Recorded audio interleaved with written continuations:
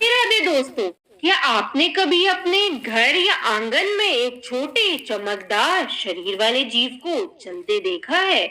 कई लोग इसे सांप की मौसी, बामनी, ब्राह्मणी या बनी के नाम से जानते हैं।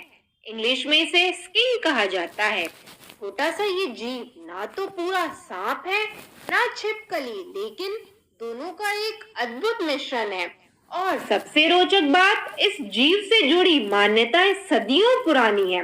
लोक कथाओं में कहा गया है, जब माता सीता धरती में समा गई तो उनके कुछ बाल धरती के बाहर रह गए।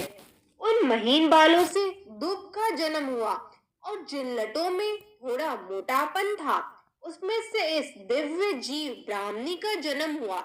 इसी कारण से इसे सीता जी के केशों से उत्पन्न और शुद्धता का प्रतीक माना जाता है। कहा जाता है ये जीव मांसाहारी होता है, परंतु आज तक कभी भी किसी को इसने नुकसान नहीं पहुंचाया।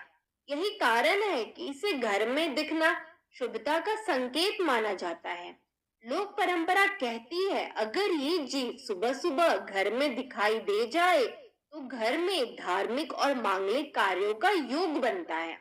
अगर ये महिला के बाएं अंग या पुरुष के दाएं अंग को छू ले तो इसे अत्यंत शुभ माना जाता है।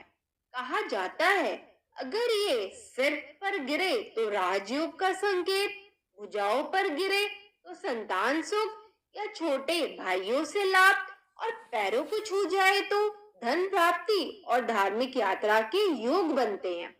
लोगों का विश्वास है कि अगर आप इसे छोटी उंगली से हल्का स्पर्श कर ले तो ये परीक्षाओं में सफलता और धन लाभ का योग बनता है। हालांकि ये तो लोक विश्वास है, फिर भी कई बार लोगों ने इसे अनुभव किया है और सत्य होते हुए देखा है। अब बात करते हैं इसकी सबसे अनोखी विशेषता की। ये जीव बिना नर के सहयोग के बच्चों को जन्म देता है, इसलिए इसे अलौकिक और संतान सौभाग्य का प्रतीक माना जाता है।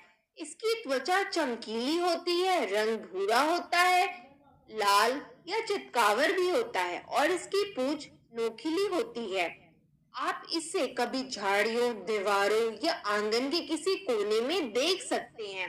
अगर ये जीव आपके घर में दिखाई दे तो कभी भी इसे मारे नहीं। ये विषैला जरूर है परंतु हानिकारक नहीं। अगर घर में छोटे बच्चे को भय हो तो इसे शांतिपूर्वक किसी कपड़े या डिब्बे की मदद से बाहर छोड़ दे और नम्रता से क्षमा मांगे, क्योंकि ये जीव धार्मिक रूप से पवित्र माना जाता है। तो मित्रों, सांप की मौसी नाम में भले ही सांप आता है, पर ये शुभता का प्रतीक है। कहते हैं जहाँ ये आता है वहाँ समृद्धि, शांति और संतोष स्थायी होता है।